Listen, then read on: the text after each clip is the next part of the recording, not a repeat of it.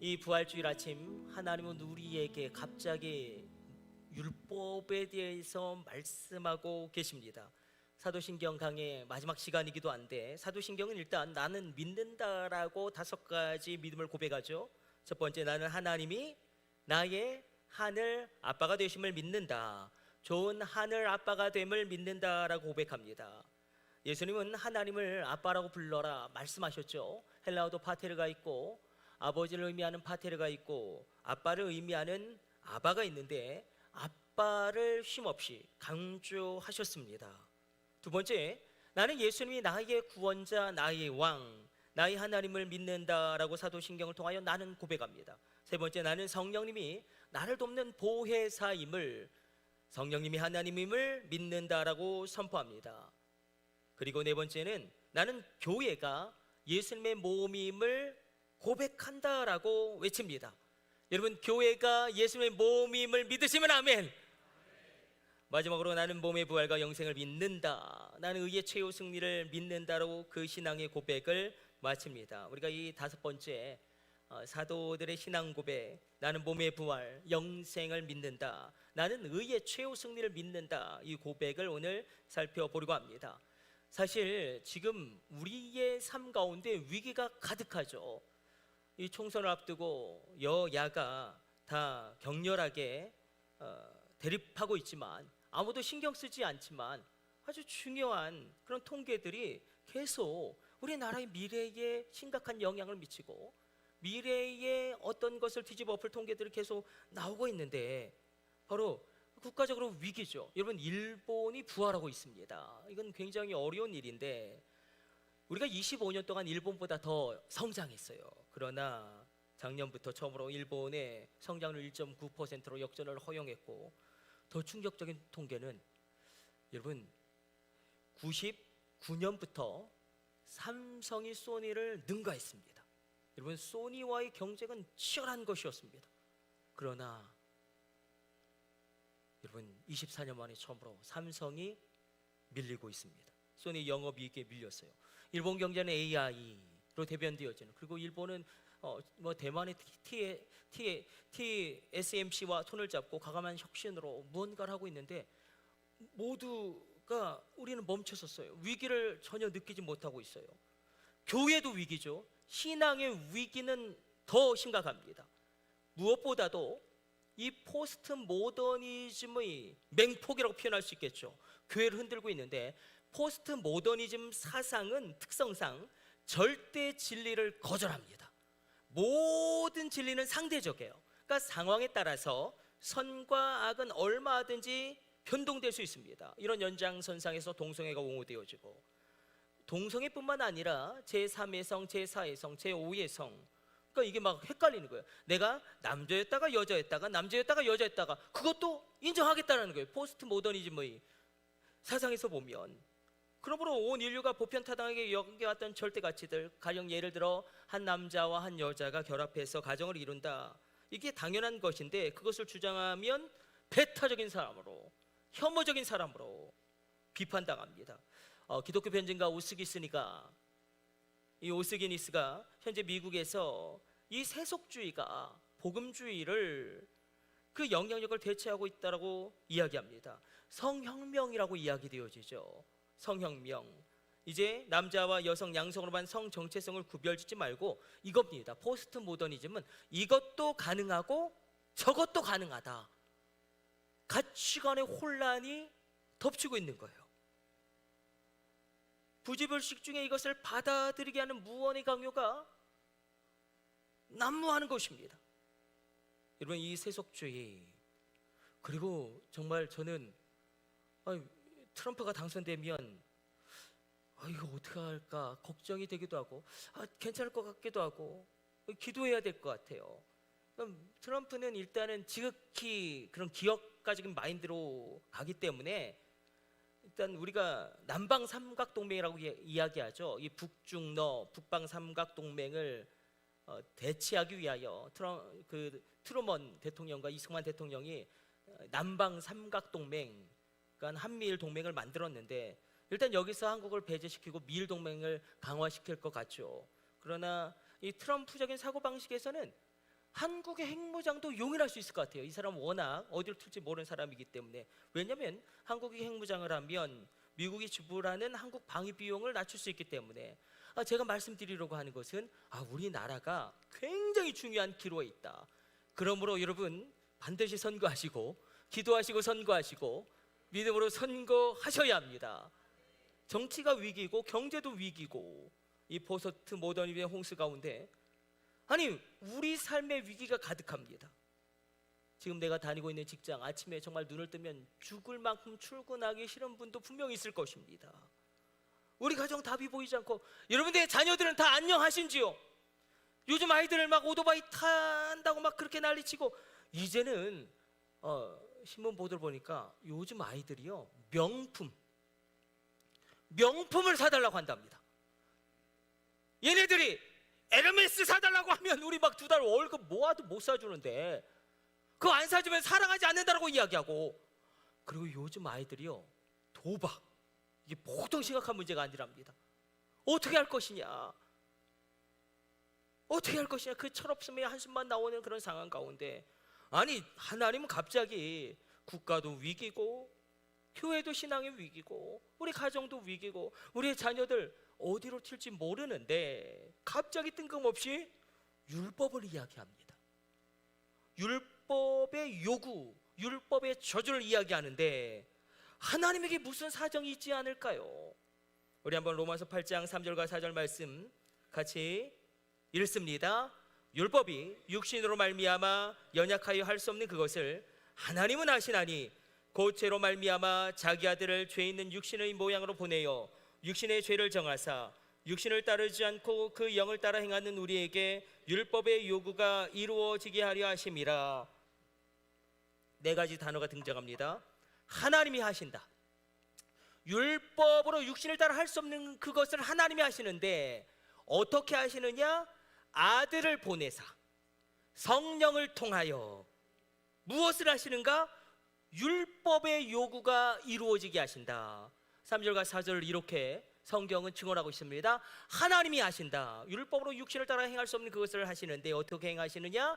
아들을 보내사 성령으로, 성령을 통하여 무엇을 하시는가? 율법의 요구가 이루어지게 하신다. 여러분, 율법의 요구는 굉장히 무서운 것입니다.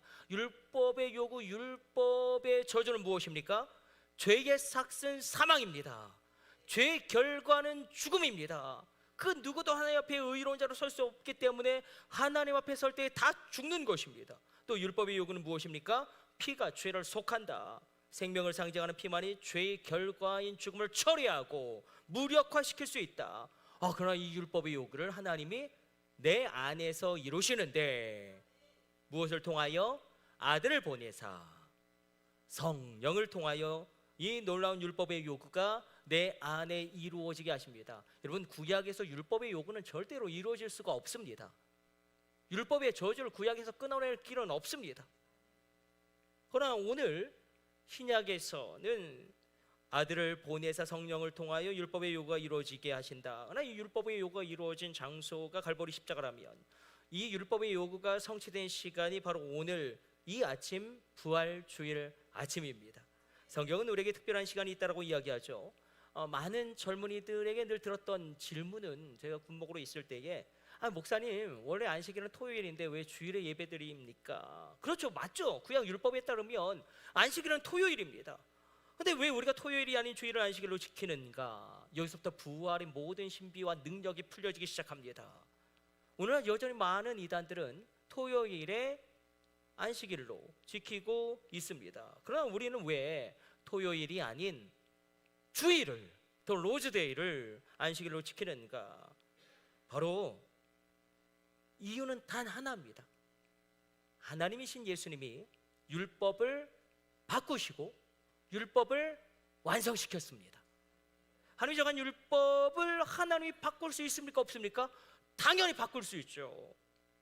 여러분, 율법은 613가지가 있습니다. 365가지는 하지 말라, 248가지는 반드시 해야 한다. 이걸 어떻게 인간의 본성으로 다 지킬 수 있겠습니까? 나 무엇을 하지 말라의 상당히 많은 부분의 율법은 정결례인데 먹는 거예요. 여러분, 우리가 먹는 것에 따라서 거룩과 속함이 구별되어집니다. 먹는 것이 얼마나 중요한지 모릅니다. 여러분들 먹는 것 가운데 성령의 분별하심이 있을지어다. 그러나 구약의 율법에서는 다 먹을 수 있는 게 없어요. 구약의 정결례를 따르면 우리는 아무것도 못 먹습니다. 우리 회도 못 먹고요, 초밥도 못 먹고요, 순대도 못 먹고요, 삼겹살 절대 못 먹죠. 돼지갈비 절대 먹을 수 없습니다. 부정한 음식이에요. 아니 그게 왜 부정한 음식일까? 궁금해 하신 적 없습니까? 왜 초밥이 부정한 음식이고 삼겹살이 왜 부정한 음식이고? 부정한 음식이라고 성경은. 그러나 우리는 아무 거리낌 없이 막 먹습니다. 초밥을 막 먹고 순대국밥도 막 먹고 율법의 구약의 음식들에 우리 다 어기고 있습니다. 막 어기고 있습니다. 왜 그런가? 하나님이신 예수님이 율법을 변경하시고 완성하셨는데, 여러분 기억나십니까? 베드로가 환상 가운데, 그 시점이 굉장히 중요합니다. 갑자기 환상 가운데 보자기가 하늘에서 내려오는데 거기에 온갖 부정한 음식들이 다 담겨져 있습니다. 하나님이 베드로에게 명령하세요. 다 먹어라. 그러니까 베드로가 깜짝 놀라서, 아니 하나님, 이 부정한 음식을 다 먹으라고요? 그때 하나님 뭐라고 말씀하십니까? 기다리셨다는 듯이, 하나님이 내가 정하다고 한 것을 너는 왜 부정하다 정해 내리느냐. 음식 규례가 풀리면서 이방인 선교가 열려지죠. 음식 규례가 풀려지면서 정결례가 풀려지면서 이방인 선교가 열려지고 사도적인 교회가 세워집니다. 여러분 613가지 율법조문 우리가 다 지킬 수 없습니다. 그러나 우리가 구약 율법대로 하면 유월절이죠. 부활절은 유월절 무교절이기 때문에 맛있는 떡을 먹는 게 아니라 딱딱한 맛없는 고난의 떡을 먹어야 되고, 정확하게 하면 한 사람당 한 마리의 양을 잡든지 비둘기를 쪼개든지. 그러나 우리가 양을 잡지 않지 않습니까? 지금 왜 그렇습니까? 하라고 명령하신 가운데 가장 중요한 게 너희 절기를 지켜라 하는 명령이지 않습니까? 유월절을 지키고 무교절을 지켜라. 사실 이 부활절은 영적인 유월절, 영적인 무교절인 것인데, 예수의 십자가 부활로 이 율법의 요구가 충족되어지고 완성되어지고 율법이 성취되어집니다. 완전하게. 이게 중요해요. 완전하게. 그래서 부활은 이런 의미가 있어요. 구약의 모든 율법은 예수님의 부활로 완성됩니다. 구약의 모든 율법의 요구도 예수님의 부활로 완성됩니다. 그러므로 부활이 중요합니다. 우리 주님은 금요일에 운명하시고 3일 만에 주일에 부활하심으로 말미암아, 그래서 신학적인 의미로는 율법이 완성된 날, 주님이 율법을 완성시킨 이 날로, 주님이 언약을 완성시킨 이 날로 이 주일을 성령의 감동하심 가운데 초대교회 때부터 안식일이 바뀌어진 것이죠. 주일이 이제 안식일이 되는 것입니다. 반드시 주일이 안식일이 되어야 하는 이유와 까닭도 여기 있습니다. 요한계시록 1장 10절에 이제 주의 날에 사도 요한이 증언합니다. 내가 성령에 감동되어 내 뒤에서 나는 나팔 소리 같은 큰 음성을 들으니라. 주님의 날에, 주님이 율법을 완성시킨 이 날에, 토요일이 아닌 주일에 반드시 너희는 내 앞에 나와 예배할 때에 성령의 감동하심으로 말미암아 하나님의 말씀이 주님의 재림 때나 들을 수 있는 천사장의 나팔 소리와 같이 들리게 됩니다. 말씀이 들릴지어다. 천사장의 나팔 소리와 같이 말씀이 들릴지어다. 이렇게 우리가 부활주일의 의미를 되새기는 것입니다. 사도 바울은 오늘 본문에서 율법의 요구가 하나님에 의해서 아들을 보내시고 성령으로 말미암아 충족되어졌음을 증언합니다. 사도 바울은 7장 24절에서 이렇게 탄식하죠. 오라 나는 곤고한 사람이로다. 이 사망의 몸에서 누가 나를 건져내랴. 이건 조심스러운 이야기인데, 사망의 몸은 우리가 중후가 관련되어져서 이 사망의 몸에 극단적으로 끌려가는 게 자살이기 때문에 한번 우리가 조심스럽게 한번 다뤄보는 것입니다. 모두가 쉬쉬하는 문제이지만 사망의 몸에 끌려가는 가장 극단적인 경우는 자살일 것인데, 우리 가운데 이런 등식이 있는 것 같습니다. 자살하면 지옥 간다. 그래서 자살한 분들 가족들은 힘이 큰 어려움을 겪습니다. 제가 자살한 그 병사들의 장례를 참 많이 치렀습니다. 군대 군목으로 있으면서 근데요, 스스로 목숨을 끊은 그 가족들을 둔 그분들의 어려움은 이런 말할 길이 없습니다. 일단 가슴이 미어지죠. 내가 그것을 왜 막지 못했는가 죄책감이 들고요. 아, 나도 따라 죽을까? 이런 마음의 약해짐도 있습니다. 그 사랑하는 가족이 지옥에 갔다고 생각하니 마음이 무너지고 마음이 아픈 것입니다. 더더군다나 어떤 교단, 어떤 교회들은 자살하면 그 신학적으로 그렇고 교리적으로 그렇고 장례를 치러줄 수가 없는 그런 교단들이 있기 때문에 또 다른 사람들의 시선도 왠지 부담스럽습니다. 그래서 이중 사중의 고통을 남겨진 가족들이 감내해야 됩니다. 그러므로 살아야 합니다. 절대로 살아야 합니다. 그러나 자살과 관련해서 우리가 한번 살펴보기를 원하는 것은 예수님이 많은 사람들의 질병을 치료해 주실 때 질병의 형태를 따라서 치료해 주신 것을 우리는 성경을 통해서 확인할 수 있습니다. 그냥 잘 들어보세요. 마태복음 4장 23절과 24절로 주님이 질병을 치료하시는데 모든 병, 모든 약한 것을 고치시며 모든 앓는 자, 각종 병에 걸려서 고통하는 자, 귀신 들린 자, 간질하는 자, 중풍병자들을 고치시더라. 뭐냐면 마음의 질병과 육체의 질병을 나누어서 고치시고 정신병과 귀신 들림을 구별하여 치유하십니다. 정신병도 있어요. 다 귀신 들렸다 하면 이건 마귀론이고 이건 심각한 신학적인 오류에 빠지게 됩니다. 우리 책임은 없습니까? 다 마귀 들리고 귀신 들린 겁니까? 아니, 자살은 정말 잘못된 것이지만 우리가 정신병을 앓다가 아니면 치매 아니면 극심한 우울증으로 자살하는 분들도 있지만 그것이 자신의 의지를 발휘하지 못하게 하는 질병일 수도 있지 않겠는가? 우울증도 그렇고 치매도 극에 달하면 자신의 의지를 발휘하지 못한다면 질병으로 봐야 할 때가 있다라는 것입니다. 그래서 질병으로 죽은 사람을 자살했다라고 우리가 비난할 수 없는 것처럼 이건 하나님의 판단의 영역이다. 함부로 이야기할 수 없는 영역이다. 암에 걸려서 죽었다고 자살했다라고 지옥 간다라고 이야기할 수 없는 것처럼 그래서 오늘 이 말씀이 사망의 몸에 끌려다니지 않게 되어지는 중요한 판별점 되시길 축복합니다. 주님의 말씀대로 피투성이라도 너는 살아야 합니다.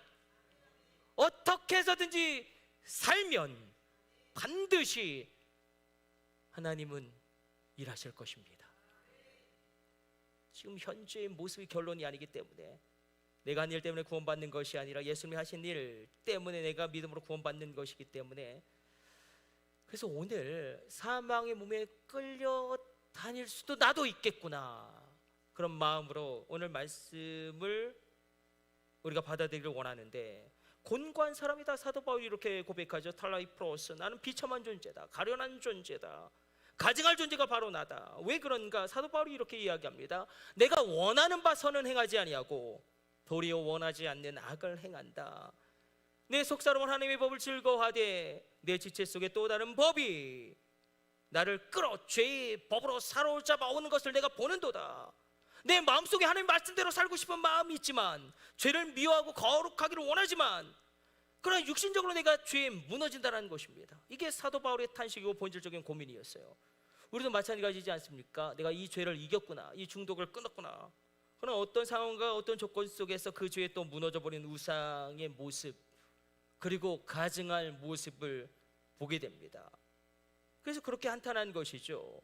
선을 행하기 원하는 내가 죄의 법에 사로잡혀 끌려가는 것을 내가 보는도다. 그래서 이것을 놓고 신약학자들은 의견이 분분했죠. 아니 사도 바울이 백발의 노사도가 사망의 몸에 끌려다니면서 죄를 범한다? 이건 도저히 있을 수 없는 일이다. 그래서 이 고백은 과거적인 고백이다. 예수님을 믿기 이전에 죄악된 상태를 회상하면서 내가 사망의 몸에 끌려다니며 죄의 종으로 일했음을 회개하는 과거적인 고백이다. 이런 주장이 하나 있고 또 일본의 학자들은 아니다. 이건 사도 바울의 현재적인 고민이다. 구원받았음에도 불구하고 죄에 무너지고 쓰러지고 그 마음 가운데 두 개의 자아가 하나님의 말씀대로 살려는 자아와 또 세상을 원하는 자아가 극심하게 대립하고 있는 현재적인 고민을 토로하고 있는 것이다. 그러나 이미 이것은 해석이 끝난 영역이죠. 이건 사도 바울의 과거적인 고백이 절대 아닙니다. 현재적인 고백이죠. 왜 그렇습니까? 여러분, 사도 바울은 예수님을 믿기 전에 단 한 번도 자기 자신을 죄인이라고 여겨본 적이 없습니다. 그는 이렇게 이야기하죠. 나는 율법의 의로서 흠이 없는 사람이다. 난 바리새인 중에 바리새인이다. 그런데 예수님이 나의 죄를 위하여 십자가에 달려 돌아가셨다. 나는 죄인이다. 그 말에 참을 수가 없어서 스데반을 돌로 쳐 죽인 데 앞장서지 않습니까? 또 오늘 본문 7장 13절 이후부터는 다 헬라어 현재형으로 기록되고 있어요. 현재적인 고백이에요. 오라 나는 공고한 사람이로다. 그 내부에 있는 목사님이에요. 선교사님이에요. 평생을 말씀대로 살아온 이 사람이 자신에게 불쑥불쑥 올라오는 옛 사람의 그림자를 발견하고 죄의 저주, 율법의 저주를 이야기합니다. 우리 다 이런 탄식과 한탄이 있지 않습니까? 어떻게 살아야 하는지는 압니다. 그러나 그 삶을 살아갈 힘이 내게 없을 때에, 그러나 사도 바울이 이 고백을 할 때 무슨 큰 죄를 그렇게 지었겠습니까? 1차 선교여행, 2차 선교여행, 3차 선교여행, 심지어는 사망의 몸이라는 표현을 쓰죠. 오라 나는 공고한 사람이로다. 사망의 몸에 꽁꽁 묶인 나를 누가 건져내랴. 이 사망의 몸은 로마 제국의 형벌입니다. 정복한 땅의 군사들의 사기를 완전히 꺾기 위하여 저항하는 적들을 사로잡아서 죽은 지 얼마 안 되는 시체와 꽁꽁 묶어 놓습니다.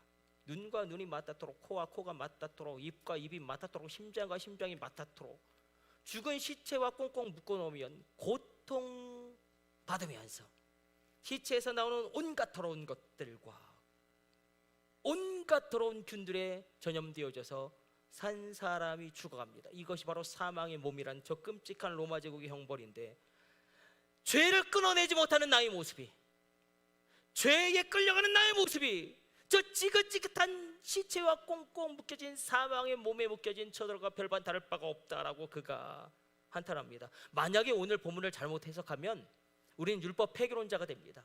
지금 사도 바울은 세 개의 대적들과 맞서고 싸우고 있습니다. 그 첫 번째 율법 폐기론자예요.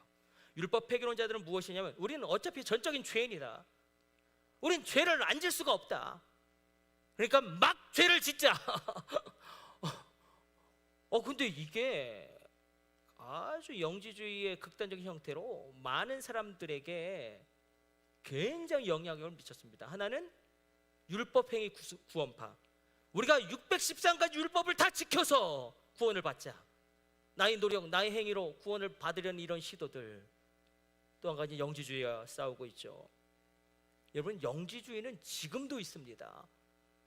영지주의와 기독교 신앙의 구별점은 무엇입니까? 우리가 신약이 기록된 이유도 영지주의란 이단 때문에 기록된 것이 아닙니까? 영지주의는 무엇입니까? 영지주의는 깨달음으로 구원을 얻어요. 잘 보세요. 이단들은 다 깨달음으로 구원을 얻습니다. 비유의 실상을 깨달아야 구원을 받고요, 요한계시록의 실상을 깨달아야 구원을 받습니다. 그러나 성경에서 증언하는 바 우리는 무엇으로 구원을 받습니까? 믿음으로 말미암아 구원을 받았습니다. 믿음으로 말미암아 구원을 받았음을 기뻐하시고 누리십시오. 이 세 진영과 싸우면서, 그러나 사도 바울은 이 이야기를 하고 있는 거예요. 우리가 죄를 가볍게 여기면 안 됩니다. 마치 죽은 시체와 꽁꽁 묶여있는 그 사망의 몸과 같은 존재가 바로 나다. 이 탄식, 절규, 한숨, 눈물이 있어야지만 십자가를 만난다. 부활을 체험한다. 율법 폐기론자처럼 죄지면 회개하면 되지, 이게 아니라는 거예요. 그냥 또 넘어지면 회개하면 그만이지. 죄에 대한 처절한 절망이 있는가? 오라 나는 공고한 사람이로다. 이 사망의 몸에서 누가 나를 건져내랴. 이 고백이 없으면 십자가를 온전히 만날 수도 없고 온전히 붙잡을 수도 없고 부활의 능력을 생생하게 체험할 수도 없습니다. 오라의 탄식이 있을지어다. 오라 어찌할꼬 우리 가정을 어찌할꼬, 이 죄의 비참한 지배 아래 있는 나를 어찌할꼬, 우리 자녀를 어찌할꼬, 이 자녀들을 어찌할꼬, 우리 가정 예수 믿지 않는 것, 나의 남편이 성령 체험하지 않은 것을 당연히 여기지 말고 탄식해야 합니다. 오라 어찌할꼬, 오라 어찌할꼬. 그때에 우리가 십자가를 온전히 붙잡게 되어지고 부활의 능력이 나에게 역사하는 것입니다. 천하무적 아르뱅이주의라는 책에서 한국 교회가 무너지는 이유를 이렇게 이야기합니다. 교단에서 선포되어지는 신학의 문제다. 여기서 지적하는 것은 아르메니우스주의, 그러니까 율법 폐기론이죠. 또 어떻게 보면 칼벤, 이거 극단적으로 나가면 이것을 자기 유리하게 자기 입장에서 해석했기 때문이다. 회개 없는 구원은 교회를 무너뜨릴 것입니다. 변화됨이 없는 신앙은 우리 인생을 무너뜨릴 것입니다. 내가 예수를 믿고 변화된 것이 무엇입니까? 만약에 없다면 오라 나는 어찌할꼬. 이 사망의 몸에서 누가 나를 건져내리라. 이 탄식이 일어나야 하지 않겠습니까? 회개 없는 구원은 교회를 무너뜨리고, 변화됨이 없는 신앙은 나를 무너뜨리고. 여러분 생각해 보십시다. 밀양이라는 영화에서 전도연이 막 울부짖으며 하는 그 탄식이 무엇입니까? 자기 아들을 죽인 그 살인자를, 예수를 믿고 용서하러 갔는데 그 살인자가 웃으면서 이렇게 이야기합니다. 나는 당신의 용서가 필요 없어. 난 이미 하나님께 용서받았어. 이 회개 없는 구원은 교회를 무너뜨립니다. 들고 떨리는 사실은 저와 여러분이 이런 사람으로 전락할 수 있다는 것입니다. 나에 대해서 철저하게 절망하시고 십자가를 통과하십시오. 그리고 부활의 능력은 나에게 임합니다. 25절 로마서 8장 1절 2절 우리 한번 손으로 짚어가면서 사도 바울의 놀라운 반전을 우리 한번 읽어 내려가 보도록 하겠습니다. 우리 주 예수 그리스도로 말미암아 하나님께 감사리로다. 그런즉 내 자신이 마음으로는 하나님의 법을, 육신으로는 죄의 법을 섬기노라. 끊어보죠. 인정한다. 내 안에 구원받았음에도 불구하고 내가 육체를 가지고 있기 때문에 하나님의 법과 육신의 법이 내 안에서 지금도 싸우고 있다. 그러므로 여러분, 선 줄 알거든 넘어질까 긴장하셔야 합니다. 이 영적 긴장감을 잃어버리면 우리는 끝장나는 것입니다. 그리고 이제 이렇게 선포합니다. 같이 읽습니다. 그러므로 이제 그리스도 예수 안에 있는 자에게는 결코 정죄함이 없나니 이는 그리스도 예수 안에 있는 생명의 성령의 법이 죄와 사망의 법에서 너를 해방하였습니다. 오라 난 곤고한 사람이로다. 이 사망의 몸에서 누가 나를 건져내리라 탄식하였을 때에 저 사망의 몸, 시체와 꽁꽁 묶여서 죽을 수밖에 없는 내가 비참한 존재라는 것을 인정할 때 십자가가 나에게 능력이 되고 예수의 부활이 나에게 영광의 소망이 됩니다. 사도 바울은 이렇게 단도직입적으로 우리에게 질문합니다. 만약에 부활이 없다면 세상에서 내가 가장 불쌍한 사람인가? 어떠십니까? 예수님의 부활이 없다면 세상에서 가장 불쌍한 사람이 바로 나입니까? 여러분, 매주 주일 이 주일 성수하는 게 얼마나 어렵습니까? 목사도 어렵습니다. 목사도 어려워요. 아니, 하나님의 이 부활이 없다면 세상에서 가장 불쌍한 사람이 바로 나입니까? 어떠십니까?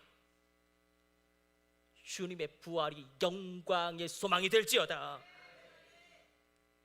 예수님은 그러므로 십자가에서 나를 위해 돌아가심으로 말미암아 나의 옛사람도 죽게 됩니다.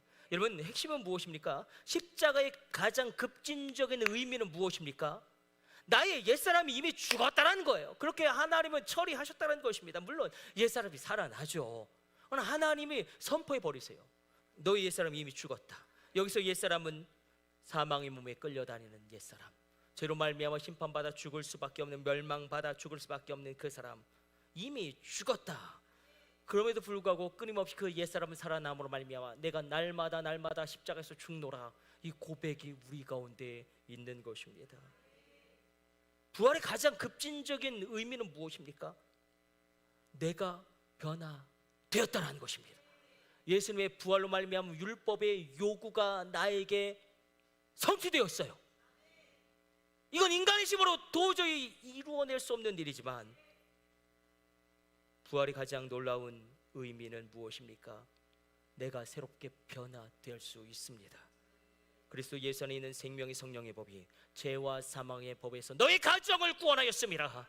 너의 자녀를 구원하였습니다. 그냥 우리 다음 세대 많으니까 오토바이 귀신 떠나! 명품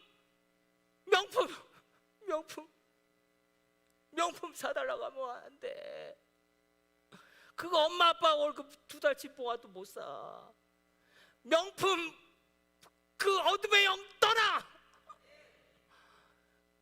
그게 다 그거지. 뭐 명품. 명품. 주님, 우리 가운데 이 부활의 급진적인 의미가 실현되기를 원합니다. 나 새로워질 수 있고요, 우리 가정 일어날 수 있고요, 나의 자녀 끝내 새롭게 변화되어 일어나고 승리할 수 있습니다. 내가 죄를 이길 수 있습니다. 잿더미 가운데서도 다시 시작할 수 있습니다. 목사님 정신승리를 계속 외치시는군요. 정신승리, 정신승리 아닙니다.